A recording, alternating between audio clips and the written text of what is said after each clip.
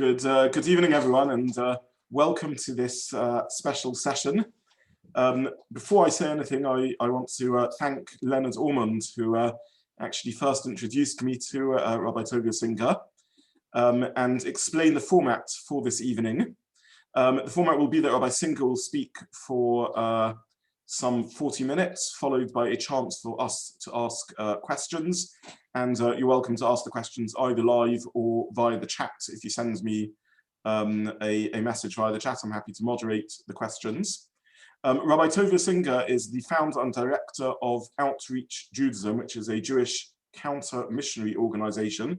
It's an international organization that responds directly to issues raised by missionaries and cults, and explores Judaism in contradistinction to fundamentalist Christianity. In particular, Rabbi Singer has been for many decades now at the forefront of understanding Christian congregations that are designed to appear Jewish, but are actually fundamentalist Christian churches, which use traditional Jewish symbols to really lure the most vulnerable of our Jewish people into their ranks. He's engaged in numerous disputes with Christians and Christianity, including about the blood atonement, the Passion of Jesus, and the like, and has authored 2 books on this subject besides lecturing widely. He's also a radio host on Aretz Sheva and has done that for many years, and really has led the fight, very often alone, in raising awareness about the dangers that missionaries continue to pose to our people. And actually, we've wanted to bring Rabbi Singer in for a while to speak to our community. In the pre-COVID world, this wouldn't have been easy to arrange. It would have involved flying across continents to get to us. COVID has allowed us to become used to the idea of Zoom guests, and we're really delighted and honored that Rabbi Singer responded actually instantly as soon as we asked him to share with our community some of his experiences. And we felt, as I said, for a long time that this was an important topic. It's fascinating, it's important, it's disturbing, it's worrying, and perhaps most importantly, it's really unspoken. It's not something that we have really addressed much as a community. It's something we're quite unaware of. And the recent events in Israel perhaps made this particularly pressing. I think Rabbi Singer will share with us some of the recent developments in Israel that you may have seen reported, both in the Jewish media and the Israeli media and across the world, very disturbing and troubling, and perhaps reminding us how these topics are still central and important and deserve to be addressed. So that introduction said, Rabbi Singer, I really do want to thank you for agreeing to join us and to teach us this evening. Thank you so much, and I'm going to hand over to you, as I said, to speak to us for some half an hour, 40 minutes, after which we will get the chance to, hopefully for all of us to be able to ask questions. Welcome and thank you. Thank you for having me, Rabbi. It's of enormous interest to speak to you, and when I say you, I mean the Jewish people in London, of all places, because as it turns out, when we talk about Jewish evangelism here in the Holy Land, here in Eretz Yisrael, one of the organization that really was responsible for developing this pernicious movement to convert the Jews to Christianity in a Jewish way, which was unheard of, actually began with the London Society for the Propagation of the Gospel among the Jews. In fact, as it turns out, the oldest Protestant church here in the Old City, which is a 10-minute walk from where I am right now. I'm sure most of you have been here to the Holy Land. If you walk into the Old City through Jaffa Gate, which is typically where people would walk in, enter, as you turn right towards the Jewish quarter, rather than going straight down the Shuk, the church on the left is called the Christ Church, the Emmanuel Church. That church was created by the London Society for the Propagation of the Gospel among the Jews in 1849. It's the first Protestant church, and it's an arm of the Anglican Church, the Church of England. And it was paid for. It's a massive project, and was paid for in the mid-19th century with £56,000 by the Anglican Church to convert the Jews of Jerusalem. And what's very striking about the church is that there's no cross on the outside. On the inside, you have the Lord's Prayer, but it's in Hebrew. On the inside, you have the Ten Commandments in Hebrew. They began this effort here in Jerusalem to convert the Jews. These were not any Jews, but the Jews in Jerusalem in the 19th century were beleaguered in a way they came in great numbers because of the earthquakes in the north, particularly in Tzfat, where communities were shattered. And they came to Yerushalayim in droves. And the church got wind of this. The Anglican Church understood full well there was an opportunity here to convert the Jews to Christianity. They understood full well how to evangelize the Jews. They had apostate Jews working for them who were converts to Christian religion. They set up hospitals in the old city and right outside the old city, which are there ad hayom hazeh until this day, that were set up dafka specifically to treat Jewish people and to share the gospel with them, to provide for them free medical services, and also share with them the Christian religion, set up educational systems for Jews who really had nothing. Just as a point, caveat, before 1860, everyone lived inside the old city of Jerusalem. Everything that we know today is the Yerushalayim, the larger Yerushalayim, and so on. This is all settlement began outside of Yerushalayim after that point. But people had to live in the old city to protect themselves, and the Anglican Church wanted to convert the Jews to Christianity. There was a vibration that was going on in the world at the time. There was a British thinker, theologian, his name was John Nelson Darby, and he had an idea, a new idea, and the revolutionary idea was that the Jews are still chosen. This may shock you, but until the 19th century, all Christian denominations insisted that the Jews had been replaced and the church was a new Israel, and all the blessings that belonged to the Jewish people originally now belong to the church. This is also called covenant theology, New Israel theology, makes no difference. But a new idea that the Jews were still chosen, and in fact the Jews belong in the land of Israel, emerges out of England as well, and moves to the United States, where it spreads like wildfire. And by Cyrus Scofield, the lawmaker who would write a translation and commentary of the Bible, James Balfour, foreign secretary, who's very famous for the Balfour Declaration, was a person who believed. Rabbi Singer, sorry to interrupt. A few people are having trouble hearing. Is there any way you can turn your speaker volume up a little? I'm going to bring the microphone closer to my mouth. That's much better, thank you. So it's easier. Does that help you out a little bit there? Much better, thank you. Does that help? Yeah. That's good? Okay, Yeah. All right. I'm going to bring that up. All right, I'm going to bring that up for you right there. Okay, that should be okay right there. Okay, great. And this is the tactic goes on to this day. I need you to understand a few things about who these missionaries are. Who are we dealing with? And this becomes very important. We deal with the Anglican Church because, as it turns out, as you may not know, the Anglican Church is completely divided into two segments. One is your liberal Anglican Church, and it's a high church that not interested in Jewish evangelism. The Bishop of Canterbury the Queen of England doesn't care about converting Jews. But there is in the Anglican Church a conservative wing, a fundamentalist wing, and these people are deeply committed to converting the Jewish people to Christianity. The Roman Catholic Church, the largest denomination in the Christian religion. I mean, Christianity is the largest faith in the world. 1 out of 3 people who occupy this planet is a Christian. The largest denomination, the Roman Catholic Church, is not interested in Jewish evangelism, and the Orthodox Church isn't either. It is not just the Protestant Church, but it's specifically the fundamentalist evangelical Protestants who are deeply involved in converting Jews to Christianity.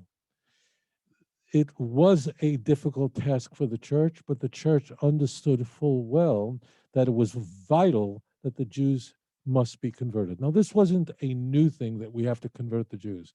You know the history, and you know the history of what happened to Jews in England.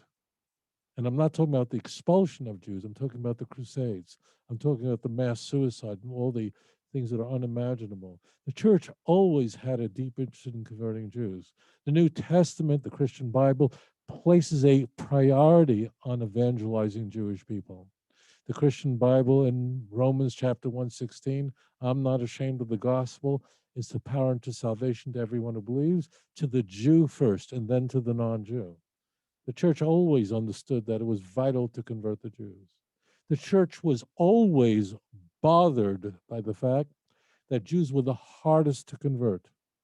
And that made no sense to them because, after all, the claim of the church was always that the truth and proof of Christianity can be demonstrated from your Jewish Bible. If you read your scriptures, you would believe in him. John 5:46. If you believed in Moses, you would have believed in me because he wrote about me. That's the key message. The claim of the church always was that it's the Jewish Bible that testifies to the truth and veracity of the Christian religion. And therefore, it puzzled the church. Why is it so difficult to convert the Jew? And this is a problem. Why doesn't the Jew want to convert? Why is it so hard to convert the Jewish people? If what they're claiming is true, then the Jews should be the easiest to convert. Moreover, in the first century, in the first 30 years of the first century, who was here in the Holy Land? Who was here in Eretz Yisrael? Who walked the streets of the Galilee? Who walked the streets of Yerushalayim? There weren't Chinamen. There weren't people from Japan, from South Korea. There were Jews that were here. They were Jews who met Jesus. They should have believed in him. They were the only ones who were waiting for a Messiah. And they're the only ones who can read their Bible in its original language. And these are people that have a reputation of being rather intelligent. Why is it that the Jews are the most difficult to convert? This is a problem. And therefore, it is only the conversion of a Jew to Christianity that can lend any credibility to the cross. Moreover, who are the sons and daughters that Rahman al-Islam are most likely to get involved in these fundamentalist Christian groups?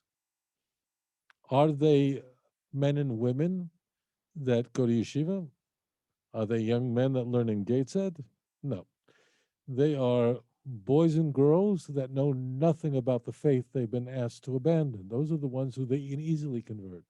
And this is a problem for them. And therefore, the conversion of a Jew is vital, but it's very, very difficult. It's very difficult for them because they realize that missionaries have recognized that Jews posed a very serious problem for them. Evangelizing Jews was very difficult. Why? This especially became the case in recent centuries as Christians believed that the final coming was happening, the second coming of Jesus was occurring. These Christians believed that it was vital for the Jews to convert because of what I left out. These evangelicals believe that in order for Jesus to make a second coming, the Jews first must be converted in very large numbers. It's based on a passage in the book of Matthew, Matthew 23, last verse. They believe, based on Jesus saying, I will not return unless you say, blessed is he that comes in the name of the Lord. What is being conveyed is that Jesus cannot make a second coming unless the Jews are converted. The Jews play an important, a vital eschatological role in ushering in Jesus' second coming. And you are holding up the show. It is vital for the Jews to be brought to the cross now more than ever, because it's the conversion of the Jew that triggers the Christian kingdom of God. And but the problem was for the churches, why can't we convert the Jews? And they realized over time that in fact the converting Jews poses a problem because Jews are proud of their Jewish identity. You live in the United Kingdom, sizable Jewish community, not just in London, but throughout England. But there are many Jewish people, in fact, the majority of Jewish people that are not observant. But they would say to you, look, I may not be the most religious Jew in the world. I don't go to synagogue every Sabbath, and I don't necessarily, but I'm a Jew. I'm proud to be a Jew. I was born a Jew. I'll die a Jew. And they understand that by becoming a Christian, they cease to be Jewish. Jewish people understand, whether affiliated with any organization in the United Kingdom or the United States, they understand that by getting baptized in the church, they are divorcing themselves from their Jewish heritage, and they don't want to do that. They understand that they're severing their ties to their Jewish history. And that's where the technique was developed, and it was amped up in really in the last 50 years. The idea of when you become a believer in Jesus, you're not converting to another religion. Oh no, you're becoming a Messianic Jew. You're not leaving your Jew. No, you're becoming a completed Jew, a fulfilled Jew. It is the most Jewish thing you can do. In fact, Christians don't even use terms like convert to Christianity anymore. You'll never hear that term used. Just like you'll never hear people who will say, I'm an anti Semite. In England, there's a problem. There's a problem with quite a number of politicians in recent years where anti-Semitism was spread in Parliament. I don't need to lecture you about this, but all of them will deny that. None of them will say I'm an anti-Semite. No one's an anti-Semite. Apparently, anti-Semite. No one says convert to Christianity. No one says. No one talks that way anymore. Why? Because it's not socially acceptable. Become a fulfilled Jew. This is a messianic soul winner's card that teaches fundamentalist Christian missionaries how to even speak to a Jew, how to engage with a Jew. This is not new stuff. This is the idea of the church. Infiltrate the Jewish community by changing language. On this card, there are two columns on this card. The column on your right says don't say, and this column here on the left says do say. What do you think that says? Well, it says when witnessing to a Jew, don't say Jesus Christ. Don't even use that term. Say the Messiah Yeshua.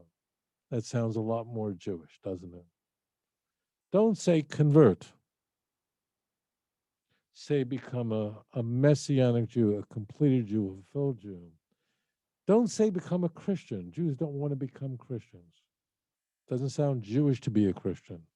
Say become a Bible believer, a believer in Yeshua. Don't say come to church. Jews do not want to go to church. That's a fact. Jews don't want to go to church. They may not want to go to shul. How do you get them into a church? Say come to a messianic congregation. And this is a problem that we have here all over Israel. It's a nightmare in this country. It's a huge problem in the United Kingdom. It's a nightmare in America, but it's stage 4 here in Israel. Because after all, this is where the Jews are. And hundreds of millions of dollars spent annually on Jewish evangelism, infiltrating the Jewish community. We have had in the last 2 years unimaginable events that have occurred here. We had a major missionary organization that owns a TV channel. It's called God TV in 200 countries worldwide. And they bought a license to broadcast here in the Holy Land on Hot TV. Hot TV is the largest cable network in Israel. More than 50% of households have it. And they got a license to convert Israelis in Hebrew to Christianity. And thank God we were able to stop it. And you read about it in all the news all over the world. And thank God we were able to prevent that from going ahead. Because when these people want to raise money for converting Jews, they can't raise it here in Israel. They have to advertise what they're doing abroad around the world. They have to tell the world that look, there's hundreds of millions of dollars allocated for Jewish evangelism, but we, First Fruits of Zion, we, Friends of Israel Gospel Ministries, we, the Messianic Jewish Alliance of America, that has a project here to convert Jews in Sderot, right outside of the Gaza Strip, we, Chosen People Ministries, we want a piece of that. And they put up videos, and thank God we were able to show it and to demonstrate what they're doing. Here in Israel, the law is that you cannot evangelize. You can't seek to convert someone who's a minor. You can't convert someone who's below the age of 18 years old. It's forbidden. It's against the law here in Israel. And thank God the president and CEO of God TV, Ward Simpson, has a big mouth. And he went on television raising money about how he's set to convert 9 million Israelis to Christianity. That's everybody. Incidentally, a third of this country is under 18 years old. That means children. That was illegal. And thank God we were able to get that taken down. That would have been a nightmare if any child could have gone on channel 182 and listened to the most dangerous missionaries in the world convert them. We had a problem here where missionaries had allied themselves with the Jewish agency. And you heard me right. There's nothing wrong with the sound. And had running an absorption center in the Galilee, one of the heads of the Messianic Movement, running an absorption center for New Olim and for lone soldiers. There are many young men from the UK who come to Israel as lone soldiers to volunteer to serve in the IDF, and they need a place. And the missionaries are running it. Could you imagine that? And thank God we were able to get that information out to stop that and to break that between the Jewish agency and fundamentalist Christians. It could have been a nightmare. And that was a problem. I mean, the Jewish agency, that's the largest Jewish organization in the world.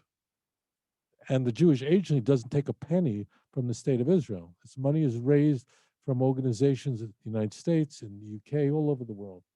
And thank God we were able to get that information out in the media and to the people who give money to stop that process. The idea is to infiltrate the Jewish community in any way. We had a problem here of something of missionaries that are infiltrating the Orthodox Jewish community. And I'm sure you read about it in the Jewish Chronicle. And a Rabbi Michael L. Cohen, he was a fundamentalist Christian missionary, not even Jewish. Father's a Mennonite. Complete fake. He was doing Mila. He was acting as a male here in Eretz Yisrael, in the Holy Land. He was doing Safras. He was writing Tefillin and Mezuzahs here in Israel. He completely infiltrated the system. He had his own Messianic Bezdin where he was performing Geirus, conversions, so that people can get into Israel. It's mind-blowing, exposed completely. And I want you, my brothers and sisters in the UK and around the world, I want you to know this, that these missionaries who have sought to convert the Jewish people, and thank God we were able to expose them, they accomplish more for awareness than I was able to accomplish in 40 years of doing this work. Sometimes, as it turns out, our enemies save us from ourselves. Because this is what wakes up Jews. Today, I'm going to be very frank with you. There are many things that rabbis, Jewish leaders cannot talk about. We get into big trouble. Now, as a British Jew, you know exactly what I'm talking about. Rabbis have to be very careful what they say about in the public sphere. But this, my friends, is the last taboo. This is something that Jews of any denomination, no matter what, or those who have no denomination, do not want their kids coming home believing in Jesus. This is a very powerful thing. It's very powerful that we can expose these missionaries and turn around and turn a cloudy day and just find that silver lining, which we have. And it's been very, very successful. Most of my time is spent helping Jews in the church leave it. And then much of it is preventing so many who might get involved. And I do that through, I have a very large YouTube channel, which has, I think about something in the order of 13 million viewers and 41,000 subscribers. And this way people could study, understand how Christians try to evangelize Jews, how they take Jewish symbols and icons, traditions and holidays, and misappropriate them completely in order to bring Jewish people in the church.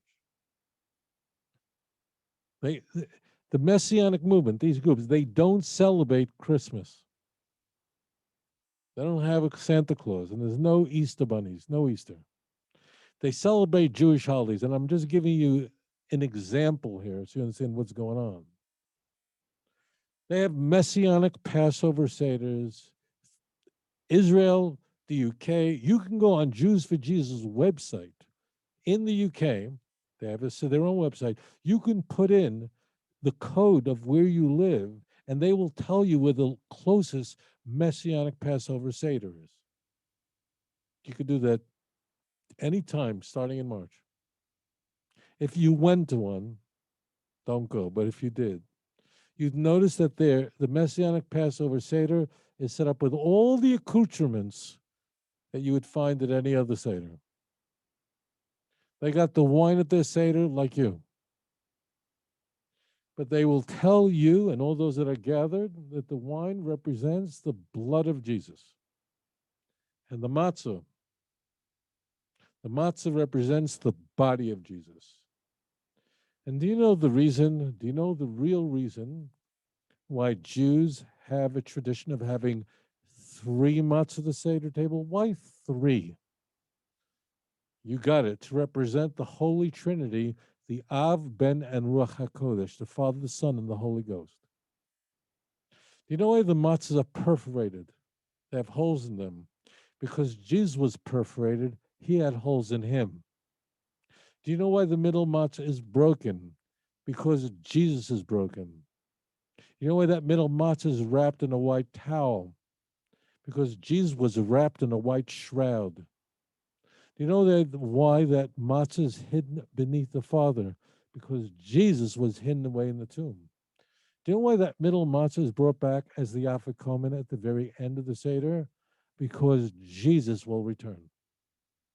There's the example. Complete misappropriation of Jewish symbols, literature, liturgy, in order to lure Jews who would otherwise resist a straightforward message. I want to say this to you because I'm sure what I'm saying is very disturbing.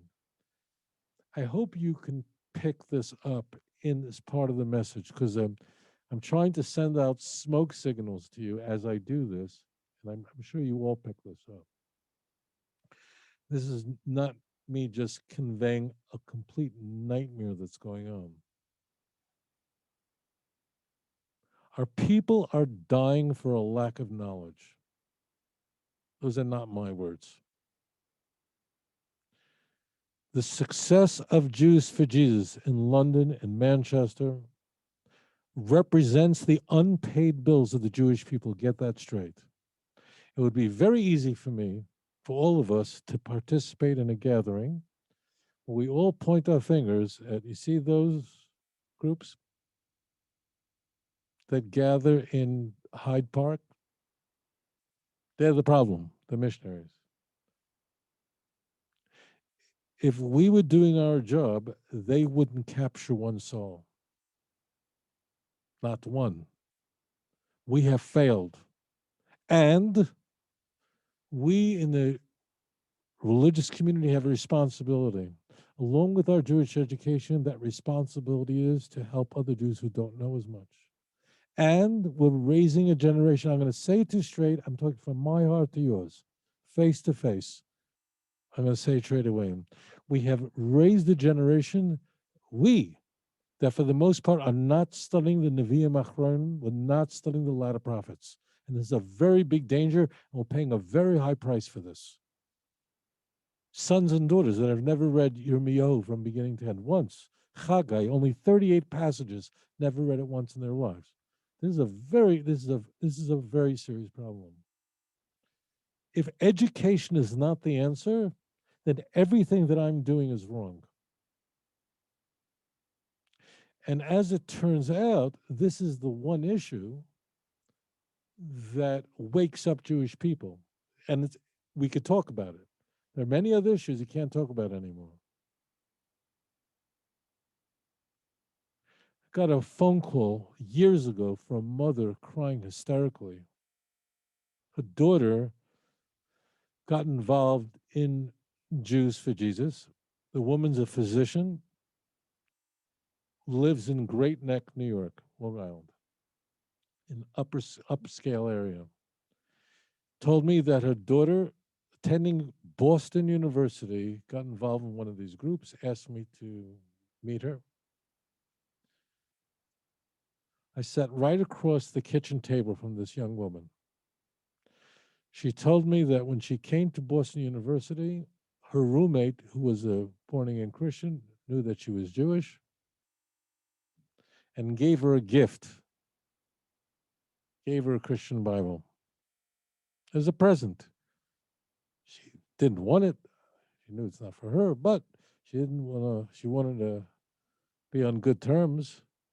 So she took it. She didn't read it. She threw it aside. And that was the end of that.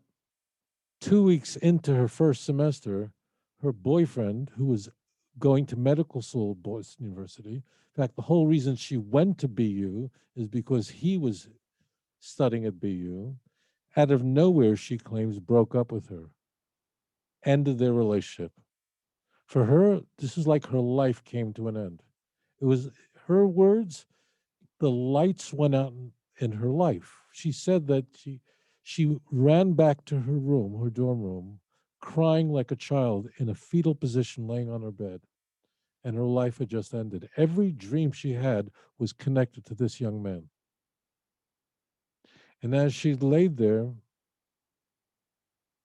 hopeless, she remembered that New Testament that her roommate gave her on the first day. And she wondered, well, maybe there's something inside there that could comfort me.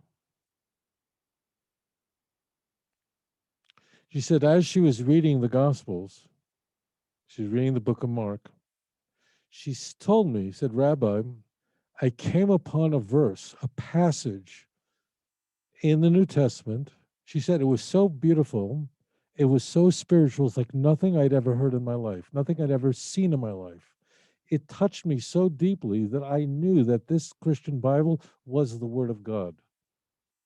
I knew that Jesus was the Messiah. It was like nothing she'd ever read before in her life. I was, of course, very curious. I read through the New Testament more than a few times, and I asked her, Elizabeth, I slid a King James Bible across the table to her.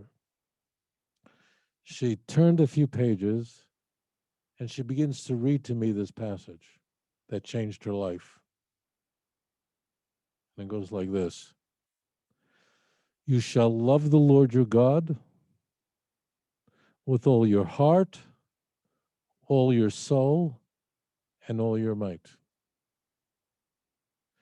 This daughter of Israel didn't know that this passage in Deuteronomy chapter 6, verse 4, is the core creed of the Jewish people, which every child learns first, and the last words on the lips of a Jew when he's 120. She never didn't know. And she found it in the Christian Bible. I showed that to her. And explained to her where that comes from. Are there truths in the New Testament? Absolutely. But anything true in the New Testament isn't new, I told her. And anything new in the New Testament isn't true. The following week, she was on an El Al flight and went and attended Neve Yerushalayim, a school for young women. She did tshuva. She now has a beautiful family living in Baltimore, Maryland. It's about knowledge of your own faith. That's what it's about. If you know your own faith, no missionary will be able to rob you of your relationship with HaKadosh Baruch Hu, and that's what we're doing. In all the works and all the lectures that I give, it is all about not just answering the arguments of missionaries, which I do, but if you watch, I don't know how many videos I have on YouTube. It's in the thousands. I'm always using the Christian arguments as a foil to reflect back the truth and beauty of the Jewish faith.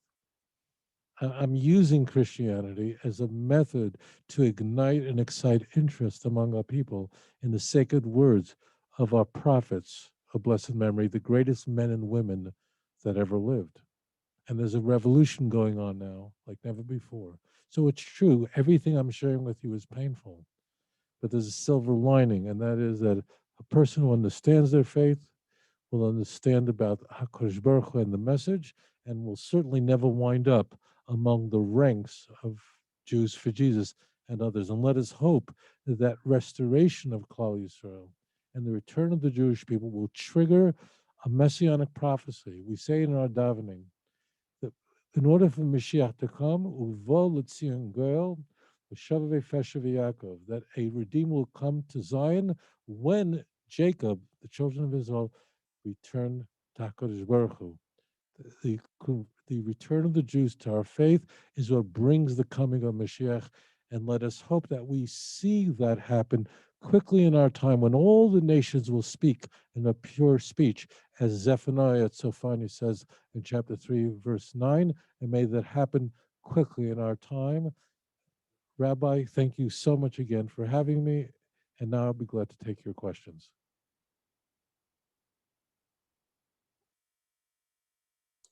Thank you very much, Rabbi Singer, for that presentation. A few questions have already come through on the chat, some to me personally and some generally, but please, to everyone who's joined, please use this opportunity. If you wish to, you can ask a question live, and you can indicate that to me either via the chat or using the facility on Zoom to raise your Zoom hand. Or you can post a question to me directly, and I will pass it on to Rabbi Singer. I have had a couple of questions that have come through here, which perhaps I'll open with, and then please do ask live questions also. Someone asked, and I know you touched on this briefly, but maybe you could make this a little clearer to us. Someone asked, you speak about the enormous sums of money invested and the vulnerable amongst us who unfortunately fall prey to this. They said, you know, they don't really know of anyone who has converted. Is this really, they understand there's a lot of money invested here, but is there any success? Is this effective at all? The story referenced in Israel and other such stories, are there actually Jews out there who on significant levels are converting? Well, the numbers are shocking. We estimate the United States, 300,000 Jews cross that line. That'll be the equivalent of the entire Jewish population of the city of Chicago or Philadelphia. The numbers here in Israel are hard to come by. Roughly 20 to 30,000 Jews have been lost to these groups. I'll tell you this, when I came to Eretz Yisrael, prior to making Aliyah, I came here and I debated a British theologian. We did a debate at the King Solomon Hotel, and there might have been, I just don't know how many people, but you can watch the debate on YouTube. And after the debate, people just came up to me, so many of them in hand with their best friend, with someone they knew personally, that got involved in these groups. And some of them were Haredi Jews that got involved in it, who I helped speaking to them in Yiddish.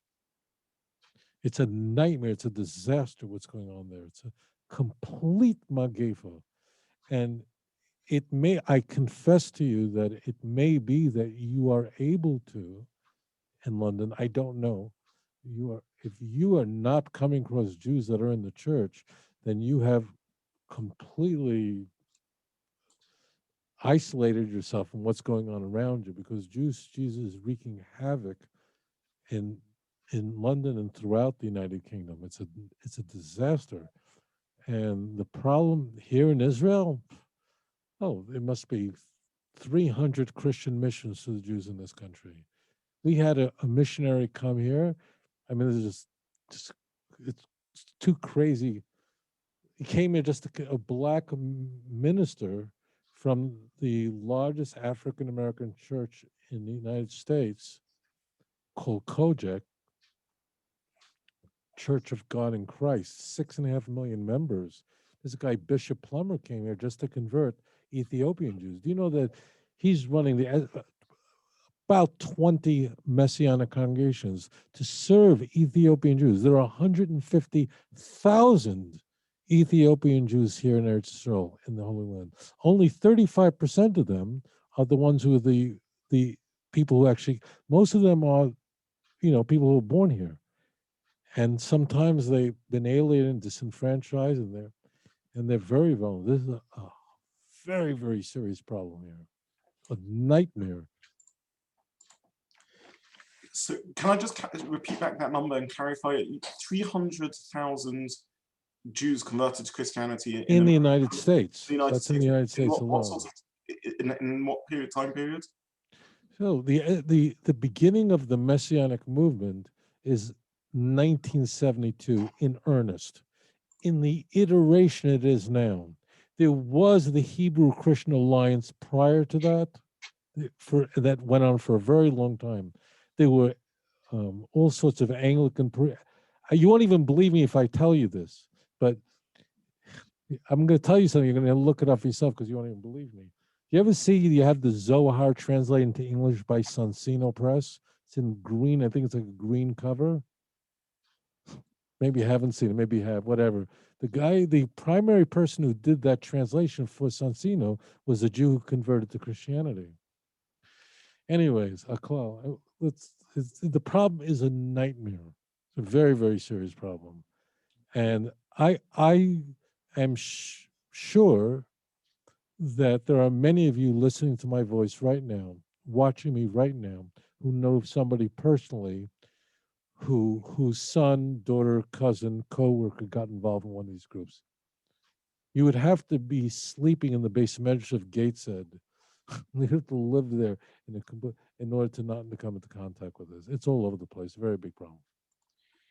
Someone else has posted a question, and thank you for that, but asking about the relationship between the evangelical Christian community, who seem to actually just want to serve the Jews in Israel as perhaps a Christian religious obligation, references the community in Har Bracha, for example, and seem to believe that Jews should be Jews, at least before their Redeemer, their Messiah comes, and the Messianic Christians that you're speaking about. So what is the relationship between them? Are they synonymous? Are they supportive of each other?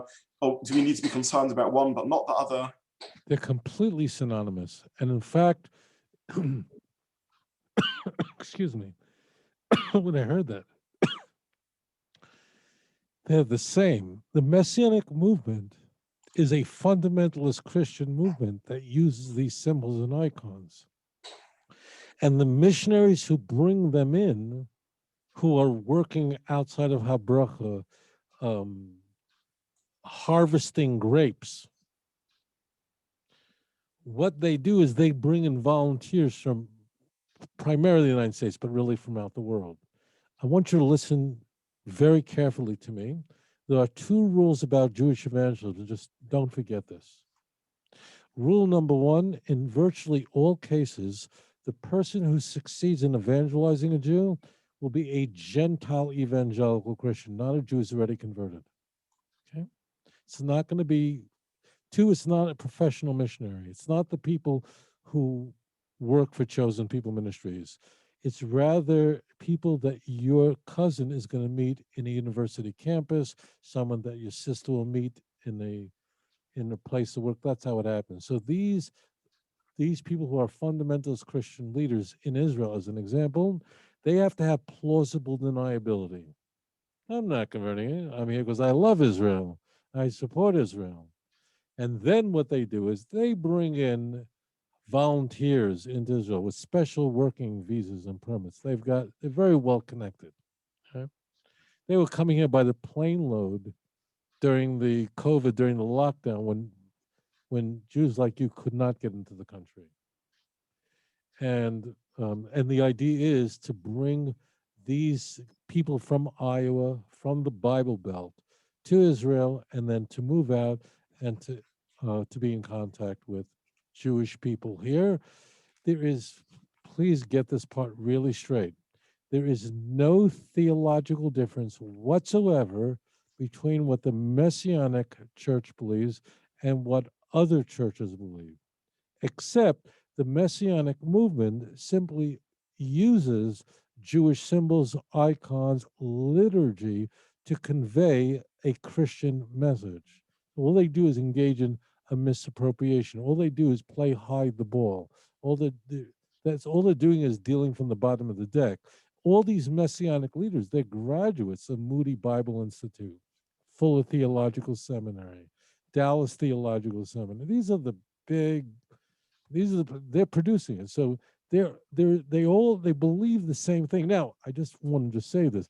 Christianity is the most variegated religion in the world, so that among fundamentalists, there are different iterations of Christianity. I'm not going to go into it now, time won't permit it, but there are charismatic Christians, there are the Southern Baptist type, and so on. There are Pentecostals. So they have their counterpart in the Messianic movement. But there is no difference between what a fundamentalist Christian is doing, working in the Judean hills, harvesting grapes, and what someone in the Messianic congregation believes. I'll tell you further. In the Messianic congregations in London, let's talk about that, the majority of people who attend there are not Jewish. The Jews, their goal is to get them into churches. I know this will surprise you.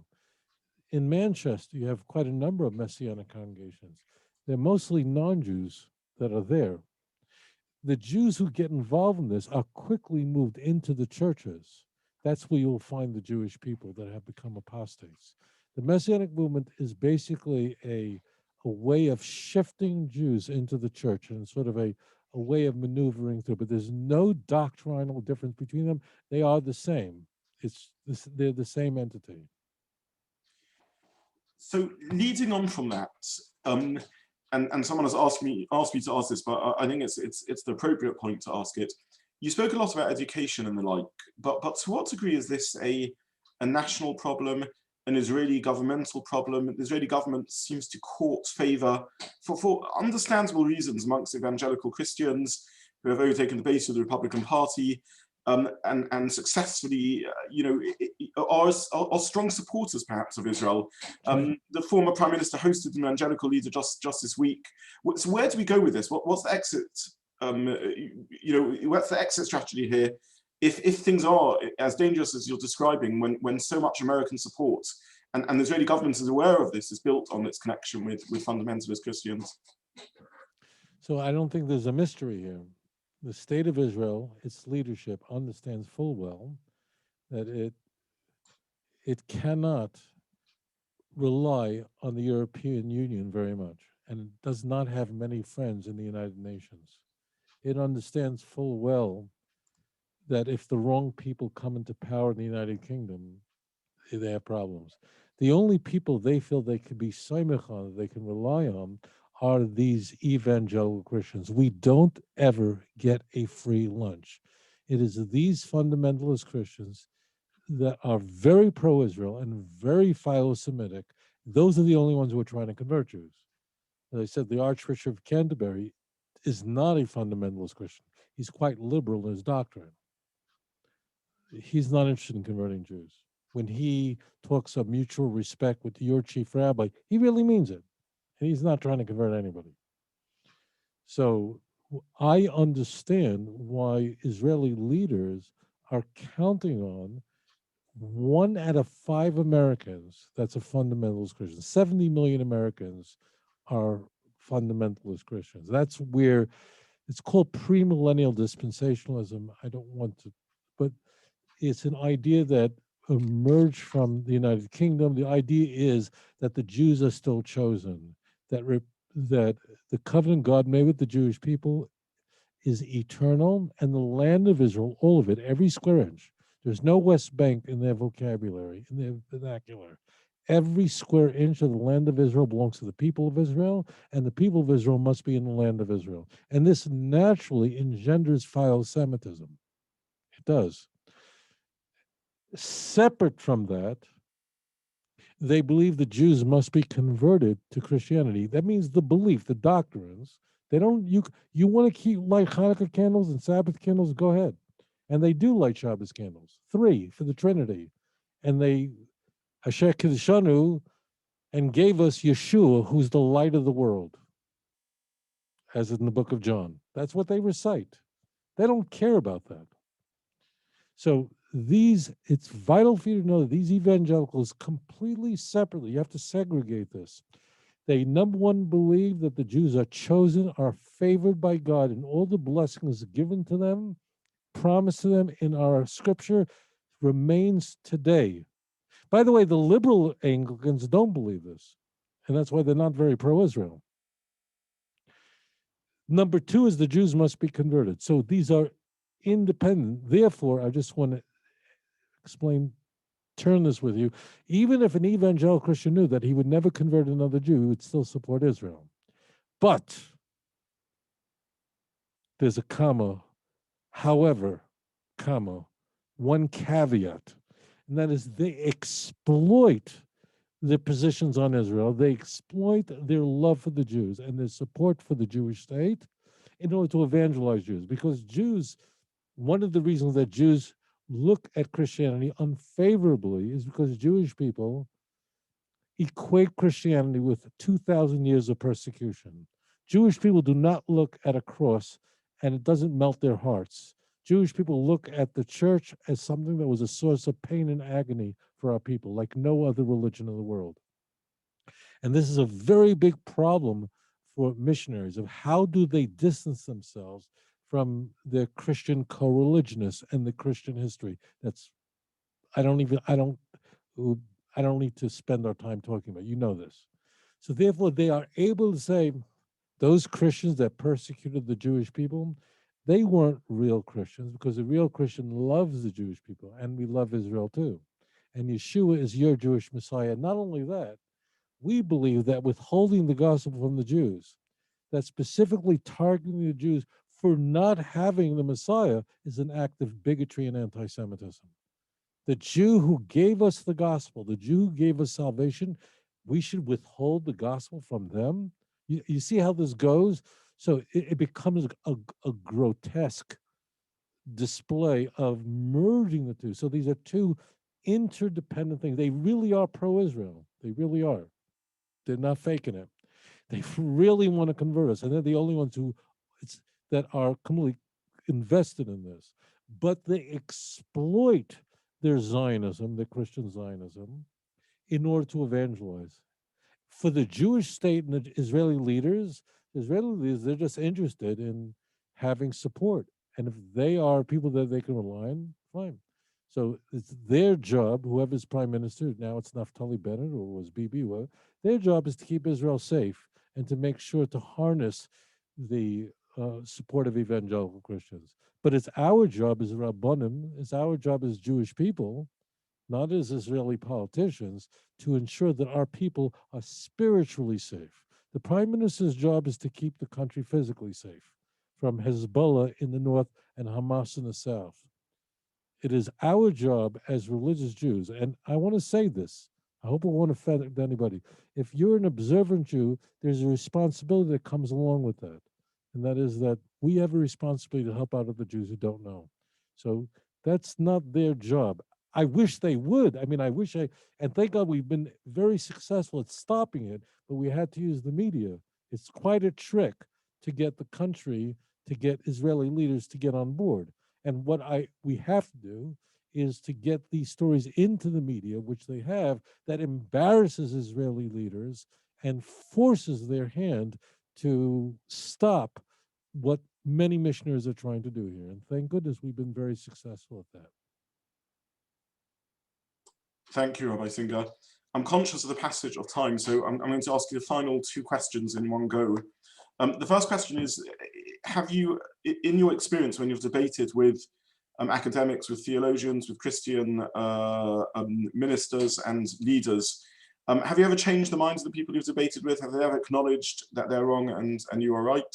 That's question one. And the second one, which really, I suppose, should be the last question. Many people have asked me to ask this. Quite simply, what can we, as members of Bnei Israel, what can we do? Our community has a large Jews for J shop, which opened several years ago in the area and has closed down. But missionaries are there every Shabbat on Brent Street, on Sentinel Square.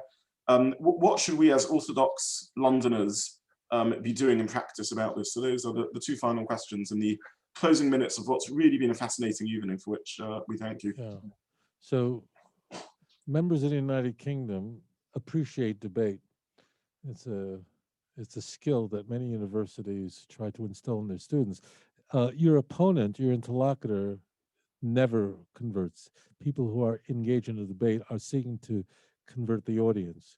I've never had an interlocutor who himself changed his view. I could tell you, that time won't permit it, I debated an Anglican, a very, I don't know, whatever his level was of priest, but it was really quite a high order, at the University of Manchester, where I've lectured a number of times. And when I got up, I was asked at the University of Manchester to debate him, and I got up, and I just began talking about the book of Isaiah, and he said, "Oh, we don't believe that the book of Isaiah was really written by one author 2,700 years ago. It was written by multiple authors." And he doesn't believe that Daniel was written by Daniel. It's a forgery. And I was standing there on stage going, wow, then we have nothing to talk about. That was just a weird story that happened, I don't know, 25 years ago. It was like there was really nothing to talk about because he was a liberal Christian. I didn't even realize that at the end. So what I'm saying to you is this. When you shine the light, the cockroaches run.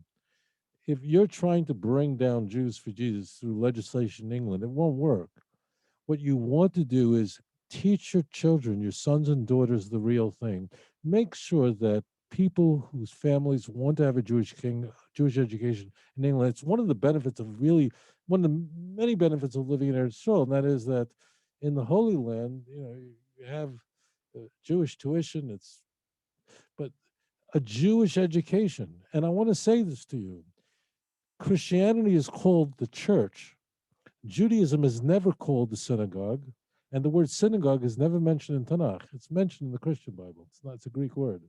The center of Jewish life is not a synagogue. It's not a temple. The center of Jewish life is a Jewish home, and the rabbi of that Jewish home is a woman. She is the Rabbon Shel Yisrael, the Jewish mother of Klal Yisrael. She's the Tzayfiyah Haliches Beisa. She is the one. If it were not for the Jewish mother, we would have never been redeemed from Mitzrayim, for not for righteous women. And if it wasn't for the Jewish women of Klal Yisrael, we would not be here today. So I say this, make education available to all. Make sure that people have a Jewish home, not belonging to a temple. There's no mitzvah to have a kosher home. It's a mitzvah to have a kosher stomach. And that's the key message. Bring it home and have a personal relationship with HaKadosh Baruch Hu. That's the message that has to go out. If our kids understand that and have that relationship with the Almighty, then no missionary will ever be able to touch them. Listen to me.